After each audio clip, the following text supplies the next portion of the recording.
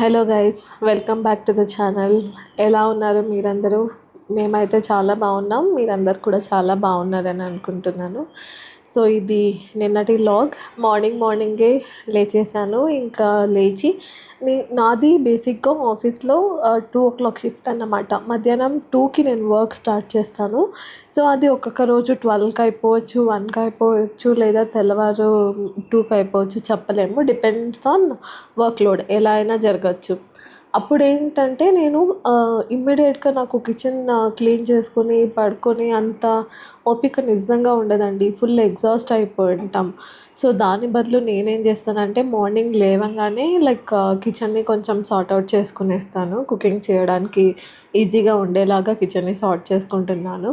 And ఇక్కడ నేనేం చేస్తున్నా అంటే, మేము అపార్ట్మెంట్స్లో ఉంటాం కదా. సో వేస్ట్ని సగ్రిగేట్ చేయాలన్నమాట. డ్రై వేస్ట్ని సపరేట్గా, వెట్ వేస్ట్ని సపరేట్గా సగ్రిగేట్ చేసుకోవాలి, లేకపోతే ఫైన్ వేస్తారు. అండ్ నిన్ననే అయితే నేను మ్యాట్స్ కూడా నానపెట్టేసాను. ఆ బ్లాక్ బకెట్లో డోర్ మ్యాట్స్ అన్నీ నానపెట్టాను వాష్ చేద్దామని చెప్పి. తర్వాత ఏంటంటే, నిన్న నైట్ కొంచెం అన్నం మిగిలిపోయింది. నాకు అన్నం మిగిలిపోతే వేస్ట్ చేయడం అస్సలు ఇష్టం ఉండదు. సో అందుకే ఆ అన్నంని మెత్తగా చేస్తున్నాను. యూజువల్గా అన్నం మిగిలితే నేను డెఫినెట్గా తింటాను. మేబీ బాబుకి, మా ఆయనకు పెట్టకపోవచ్చు.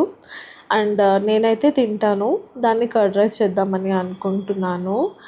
అండ్ మీకు వీడియోలో నేను అన్నంని లెఫ్ట్ హ్యాండ్తో చేస్తున్నట్టు కనిపించవచ్చు. సారీ, అలా ఏం లేదు. నేను సెల్ఫీ అంటే ఫ్రంట్ క్యామ్ నుండి చేస్తున్నా కాబట్టి రికార్డింగ్ అలా అనిపిస్తుంది. నేనైతే రైట్ హ్యాండ్తోనే చేస్తున్నానండి. ఇంకా నేను ఇక్కడ కందిబ్యాళ్ళు కడుగుతున్నాను కదా, ఎందుకంటే నేను రసం పెడదామని అనుకున్నా. ఆ రోజుకి నేను పులిహోర బ్రేక్ఫాస్ట్కి చేసి రసం, రైస్ అండ్ ఎగ్ లంచ్కి ప్లాన్ చేసుకున్నా. అందుకే ఒక పక్క ఇంకా కందిబ్యాళ్ళు పెట్టేస్తున్నా కుక్ అవ్వడం కోసం. అట్ ప్రజెంట్ నాకైతే కాల్కి యాంకిల్ స్ప్రెయిన్ అయింది. డాక్టర్ యాక్చువల్గా 2 వీక్స్ రెస్ట్ చెప్పారు. ఏమీ చేయొద్దు, 2 వీక్స్ రెస్ట్ తీసుకో అని చెప్పారు. ఎందుకంటే కాలు చాలా స్వెల్లింగ్ వచ్చింది. యాంకిల్ దగ్గర అయితే చాలా స్వెల్లింగ్ ఉండేది. బట్ నేను చేయకపోతే ఇంకెవరు చేస్తారు? మా అమ్మ వాళ్ళ ఇంటికి వెళ్దామంటే ఇంకా మొన్ననే వెళ్ళేసి వచ్చాను. అందుకని వెళ్ళట్లేదు. అలా మేనేజ్ చేసుకుంటూ ఉన్నాను. కొంచెం ఈజీగా అయిపోయేవే చేద్దాము కుకింగ్ అన్నట్టు నేను ఇక్కడ రసం పెట్టేస్తున్నా. బేసికల్గా నేను బ్రేక్ఫాస్ట్ టైంలో బ్రేక్ఫాస్ట్, లంచ్ టైంలో లంచ్ అట్లా సపరేట్గా వండేదాన్ని. బట్ ఇప్పుడు కాలు బాగాలేకపోవడం వల్ల ఈ రెండు ఒకేసారి చేసేస్తున్నాను. ఇది యాక్చువల్గా చాలా ఈజీ రసం. నేనైతే కుక్కర్లో ఏం పెట్టానంటే కందిబ్యాళ్ళు, దానికి తగినట్టు కొంచెం వాటర్, ఉప్పు, పసుపు, ఒకటి టొమాటో కట్ చేసి దాని లోపల వేసేసాను. అది విజిల్ వచ్చిన తర్వాత, విజిల్ పోయిన తర్వాత మనం ఆ వాటర్, ఎక్స్ట్రా వాటర్ ఏముంటుందో అది వంచేసి నార్మల్గా పప్పునంతా కొంచెం స్మాష్ చేసుకోవాలి. చింతపండు రసం ఉంటుంది కదా, సో ఆ పప్పులోకి చింతపండు రసం వేసి కొంచెం బెల్లం వేయాలి. తర్వాత కొత్తిమీర, కరివేపాకు అండ్ ఎంటీఆర్ రసం పౌడర్ వస్తుంది కదా, ఎంటీఆర్ రసం పౌడర్ వేయడమే. అండ్ తిరగబాతుకు అయితే ఆవాలు, జీలకర్ర, ఇంగువ, ఎండుమిర్చి అండ్ వెల్లుల్లి, దంచుకున్న వెల్లుల్లి వేసుకోవాలి. ఆ వెల్లుల్లి వేసేసి దాంట్లో వేసేయడమే. తగినంత ఉప్పు చెక్ చేసుకొని లాస్ట్లో ఒకవేళ తక్కువ ఉంటే వేసుకోండి. అంతే, చాలా ఈజీ రసం. అందుకే నేను తొందరగా చేయాలంటే ఇదే ప్రిఫర్ చేస్తాను. అండ్ ఇక్కడ నేను శనగలు కూడా నానపెడుతున్నా కదా. నేను ఏమనుకున్నానంటే, రేపు దోశకి వేసేసి శనగలతో ఆలు వేసేసి మసాలా కర్రీ టైప్ చేద్దాము అని అనుకున్నాను. బట్ అది ఇంకోలాగా మారింది. మా బాబు ఏమో శనగలు అంటే అది దోశ వద్దు, నాకు ఇడ్లీ కావాలి అని మొండి చేశాడు. ఇంకా అలా అని చెప్పి ఓకే, రేపటికి స్నాక్స్కి అయిపోతుందిలే అన్నట్టు ఇంకా నేను శనగలు నానపెట్టాను. ఈవినింగ్ టైమ్ స్నాక్స్ లాగా 4:30 ఆ టైంలో తినడానికి సరిపోతుంది అని చెప్పి ఇంకా శనగలు నానేసాను. నాకైతే అసలు కాలు బాగాలేకపోవడం అండ్ ఇదే టైంలోనే డస్టింగ్ మేడ్ హ్యాండ్ ఇవ్వడం అండ్ నేను 1 మంత్ ఊరికెళ్ళి రావడం, కొంచెం ఇల్లు అయితే దుమ్ముగా ఉంది, సార్ట్ అవుట్ చేసుకోవాలి. బట్ హెల్త్ కంటే ఇంపార్టెంట్ ఏది కాదు కదా. అందుకనే 2 వీక్స్ ఆగుదాము అని అనుకుంటున్నాను.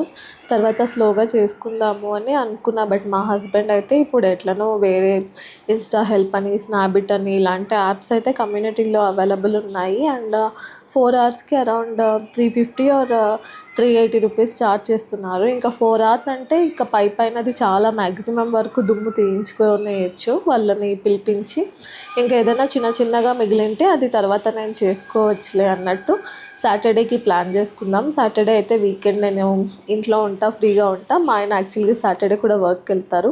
ఇంకా నేనైతే ఇంట్లో ఉంటా కాబట్టి సాటర్డే చేయించుకుందాం అన్నట్టు ప్లాన్ చేసుకున్నాను. ఇంకా షాకింగ్ థింగ్ ఏంటంటే మెయిడ్ గురించి మీరు ఎంతైనా మంచిగా చూసుకోండి, at one point in time వాళ్ళు అది ఎందుకు ఇదవుతారో చేంజ్ అవుతారో ఏమో నాకు తెలియదు. వేరే వాళ్ళే విన్న వాళ్ళు షాక్ అవుతున్నారు. మేము మీకంటే చాలా తక్కువ పే చేస్తున్నాము, మా ఇంట్లో వర్క్ చేస్తుంది కదా అని చెప్పారు. నేను మెయిన్ థింగ్ ఏం చెప్తానంటే, ఇప్పుడు మనం 1 మంత్ అట్లా ఊర్లోకి వెళ్ళిపోతున్నాం అనుకోండి, వాళ్ళకి ఆపర్చునిటీ దొరుకుతుంది వేరే హౌసెస్ వెతుక్కోవడానికి. ఒకవేళ మన ఇంట్లో కంటే వాళ్ళ ఇంట్లో కొంచెం తక్కువ పని అనుకోండి, డెఫినెట్గా ఒప్పేసుకుంటారు వాళ్ళు. అది మన చేతుల్లో ఉండదు. ఈ పిల్లతో కూడా అదే జరిగింది. నేను 1 మంత్ ఊరికి వెళ్ళాను, తనకి వేరే హౌసెస్ దొరికాయి, ఒప్పేసుకోయింది. అంటే జస్ట్ ఊడ్చి తుడచడం ఒక 2 ఇండ్లు దొరికినా కూడా మన ఇంట్లో డస్టింగ్కి పే చేసేంత అమౌంట్ దొరికేస్తుంది కదా. సో ఎందుకంత డస్టింగ్ చేసే అంత స్ట్రెయిన్ అవ్వాలి అన్నట్టు వాల్ ఫీలింగ్ అన్నమాట. బట్ దానికి మనం ఏం చేయలేము. మెయిడ్ మీద కంప్లీట్గా డిపెండ్ అవ్వగలమా అంటే డిపెండ్ అవ్వలేమండి. ఎండ్ ఆఫ్ ద డే ఇప్పుడు నేను ఈ ఇల్లు కాకుండా వేరే ఇంటికి వెళ్ళాను అనుకోండి, లేకపోతే వర్క్ ఫ్రమ్ హోమ్ జాబ్ కాకుండా వర్క్ ఫ్రమ్ ఆఫీస్ వెళ్ళాను అనుకోండి, అప్పుడు కూడా నాకు డైలీ డస్టింగ్ కుదరదు కదా. ఓన్లీ వెజల్స్ అది ఇది చేయించుకోగలను అంతే, కానీ డైలీ డస్టింగ్ చేయించుకునేంత టైం అయితే నా దగ్గర ఉండదు కదా. సో మా ఆయన అదే చెప్పారు, అలానే అనుకో, నువ్వు ఆఫీస్కి వెళ్తున్నానని అనుకో, డైలీ డస్టింగ్ నీకు కుదరట్లేదు అట్లా అనుకో, ఎందుకు ఊరికే డస్టింగ్ మీద రావట్లేదు అని ఫీల్ అవుతావు, ఏం అవసరం లేదు, ఇలా బుక్ చేసుకొని కానిచ్చేయి ఈసరికి అని చెప్తున్నారు. నేను కూడా చూద్దామని అనుకుంటున్నా, వేరే మెయిడ్ని పిలిచాను, తను వెడ్నెస్డే వస్తా మాట్లాడడానికి అని చెప్పింది. తనతో చెక్ చేస్తా. బెంగళూరులో మెయిడ్స్కి ఉన్నంత డిమాండ్ ఇంకెవ్వరికి లేదేమో అనిపిస్తుంది. మెయిడ్స్ అనే కాదండి, కేర్ టేకర్స్, ఎల్డర్లీ పర్సన్కి కేర్ టేకర్, ఇలాంటివి చాలా డిమాండెడ్ జాబ్స్. మనం 20,000 22,000 అలా పే చేయడానికి రెడీగా ఉన్నా కూడా మంచి వాళ్ళు దొరకడం కష్టం. ఎలా అంటే వస్తారా, ఒక 1 మంత్ కూడా చేయరండి కరెక్ట్గా. నేనైతే మా బాబు చిన్నప్పుడు ఒక కేర్ టేకర్ని పెట్టుకున్నాను. అంటే అప్పుడు నేను మెటర్నిటీ లీవ్ నుండి నేను రిటర్న్ ఆఫీస్కి జాయిన్ అయ్యాను. ఆ టైంలో కష్టం అయ్యేది, కోవిడ్ ఫేజ్ కూడా, అందుకని ఒక ఆమెను పెట్టుకున్నాను. తను బాగా చేసింది. బట్ కొన్ని నేను నేమ్స్ చెప్పదలుచుకోలేదు, కంపెనీ నేమ్స్. ఆ కంపెనీ నుండి పిలిపించిన వాళ్ళైతే వచ్చేవాళ్ళు, 2 డేస్ ఉండేవాళ్ళు. తర్వాత మాకు ఊర్లో పని ఉంది, ఆ పని ఉంది, ఈ పని ఉంది, 2 డేస్ది డబ్బులు ఇవ్వండి వెళ్ళాలి అని చెప్పి వెళ్ళిపోయేవాళ్ళు. అప్పటికే వాళ్ళు ఎప్పుడైతే 2 డేస్ డబ్బులు అడిగారో అప్పటికే అర్థమైపోయేది మాకు, మనం 20,000 కాదు 25,000 ఇచ్చినా కూడా ఈ కాలంలో మంచి వాళ్ళు దొరకడం చాలా అంటే చాలా కష్టం. సో అది పర్సనల్గా నేనైతే అపార్ట్మెంట్లో చూస్తూ ఉంటాను కదా, చాలా అంటే చాలా కష్టం. ఎక్కడ ఒక 200 ఎక్స్ట్రా వస్తుంది అంటే అక్కడ వెళ్ళిపోతారండి. నిజంగా నాకు అర్థమే కాదు. అసలు ఇన్ని ఇయర్స్ నుండి చేస్తున్నాము వాళ్ళ ఇంట్లో, ఒకవేళ ఒకసారి అడిగి చూద్దాము, ఆ 200 మీరు ఎక్కిస్తారా, మా శాలరీలో పెంచుతారా అని అడిగి చూద్దామనే కాన్సెప్టే లేదు ఇక్కడ. నేను ఇంకా రాను, అక్కడికి వెళ్ళిపోతాను అన్నట్టే మాట్లాడతారు. ఏంటో బెంగళూరులో మెయిడ్స్ కష్టాలు నాకైతే అస్సలు అర్థం కాదు. ఇక్కడ ఇంకా నేను మీతో మాట్లాడుకుంటూనే పులిహోర చేసేసాను, రసం అయిపోయింది, రైస్ అయిపోయింది, కర్డ్ రైస్ చేసేసాను, అండ్ ఎగ్స్ కూడా బాయిల్ చేసేసాను. ఇంకా కిచెన్ స్లాబ్ని కొంచెం క్లీన్ చేసుకోవాలి, అంటే వండినవన్నీ ఒక సైడ్కి పెట్టేస్తున్నాను. ఇక్కడ సిటీ లైఫ్ అని అంటాం, కానీ నిజంగా చెప్పాలంటే చాలా స్ట్రెస్ఫుల్ లైఫ్. అసలు నేను 1.5 మంత్ మా అమ్మ వాళ్ళ ఇంట్లో ఉండేసరికి నాకు రిటర్న్ రావడానికి ఏడుపు వచ్చేసేది. ఏంటబ్బా అక్కడ వెళ్తే మార్నింగ్ లేవగానే మళ్ళీ మిషన్ లాగా వర్క్ చేయాలి, నైట్ 1 అవుతుందో 2 అవుతుందో ఏమవుతుందో కూడా తెలియదు అంత. అండ్ మెయిన్ ఇప్పుడు ఈ ఏఐ వల్ల జాబ్స్ కూడా ఏమవుతాయో తెలియదు. అలాంటి ఫుల్ స్ట్రెస్ఫుల్ లైఫ్. అసలు మార్నింగ్ లేచినప్పటి నుండి ఈ నైట్ పడుకునేంత వరకు ఒక్కటే రేంజ్లో ఉంటుంది స్ట్రెస్. నిజంగా నాకు తెలిసి మేబీ చాలామంది ఈ వీడియోకి కనెక్ట్ అవుతారు. అందరూ ఈ ఫేజ్లోనే వెళ్తుంటారు నాకు తెలిసి. ఏఐ వచ్చేసి చాలా ఇంపాక్ట్ క్రియేట్ చేస్తుంది జాబ్స్ మీద. ఉంటుందో ఊడుతుందో కూడా అర్థం కానంత స్ట్రెస్లో ఉన్నాము ప్రస్తుతానికి. అండ్ నాదైతే contract profile, and contract profiles గురించి అయితే ఇంకా చెప్పనవసరమే లేదు. ఇంకా ఉన్నన్ని రోజులు చేసుకో అన్నట్టు వెళ్తూ ఉంటుంది అంతే. అండ్ మనం మార్నింగ్ లేచినప్పటి నుండి ఈవినింగ్ పడుకునేంత వరకు ఎంత కష్టపడతాం అనేది ఒక్క చేసే పర్సన్కి మాత్రమే తెలుస్తుంది. ఇంకా లక్కీలీ నా హస్బెండ్ పాపం తనకి నాకు సపోర్ట్ చేయాలని ఉన్నా కూడా తనది డిఫరెంట్ ఇండస్ట్రీ అవ్వడం వల్ల వాళ్ళది ఫుల్ హెక్టిక్ వర్క్ స్ట్రెస్ ఉంటుంది. తనకు అసలు వర్క్ లైఫ్ బ్యాలెన్సే ఉండదు. జస్ట్ అలా ఇంటికి వస్తాడు, తింటాడు, పడుకుంటాడు. ఇంకా మార్నింగ్ అవ్వగానే మళ్ళీ ఉరకాలి. పాపం ఆయనది ఇంకా చాలా స్ట్రెస్ఫుల్ జాబ్ నాకంటే. బట్ ఉన్నంతలో నేను ఏం డిసైడ్ అయ్యానంటే ఉన్నన్ని రోజులు చేద్దాము, అప్స్కిల్ అవుతూ ఉందాము, మనకి కుదిరినన్ని రోజులు చేద్దాము. ఇంకా అలాంటి సిచ్యుయేషన్ వస్తే ఎవ్వరేం చేయలేము. ఉన్నన్ని రోజులు కొంచెం చేతిలో డబ్బులు పెట్టుకోవాలి అంతే. అలా అని చెప్పి మనం లైఫ్లో ఏమీ చెయ్యలేము అన్నట్టయితే కాదు కదా. ఇది కాకపోతే ఇంకొకటి డెఫినెట్గా వస్తుంది. మేబీ ఇమ్మీడియట్గా రాకపోవచ్చు, బట్ ట్రై చేస్తూ ఉంటే 3 months, 6 months, లేకపోతే 1 year వచ్చేస్తుంది కదా. కానీ చాలా ఇంపార్టెంట్ థింగ్ ఏంటంటే ఇక్కడ సేవింగ్స్ ఉండడం. అండ్ ఇక్కడ వీడియోలో నా కుకింగ్ అంతా అయిపోయింది. ఇంకా కొన్ని ఐటమ్స్ అయితే ఆర్డర్ చేశాను. పాలకూర, మీకు సబాక్సీ తెలుసో తెలియదో నాకు తెలియదు. సబాక్సీ and gongura, curd, lemon, so ఇలాంటి ఐటమ్స్ అన్నీ కొంచెం ఆర్డర్ చేశాను. ఎగ్స్ కూడా, ఎందుకంటే నేను ఎగ్స్ బాయిల్ చేస్తా అని చెప్పాను కదా, అందుకే ఎగ్స్ కూడా ఆర్డర్ చేశాను.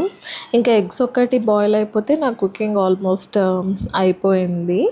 ఒకవేళ మీకు మనీ ఎలా సేవ్ చేసుకోవాలి, ఎక్కడ ఇన్వెస్ట్ చేయాలి, అలాంటివి ఏమైనా ఐడియాస్ కావాలంటే డెఫినెట్గా నాకు మెసేజ్ చేయండి, లైక్ కమెంట్ చేయండి. నేను అయినంత వరకు మీకు దాని మీద కూడా ఒక వీడియో చేసి హెల్ప్ చేస్తాను.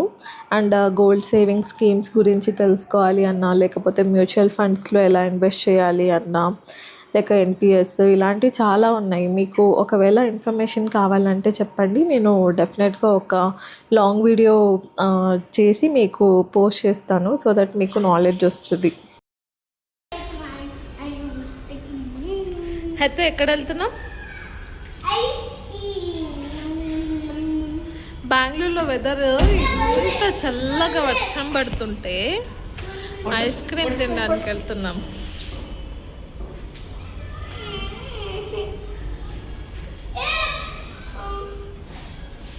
Hetu, why did you keep that Decathlon cycle over there? You have to keep it inside, na? వీడు మా అక్క కొడుకు. Come everyone, let's go.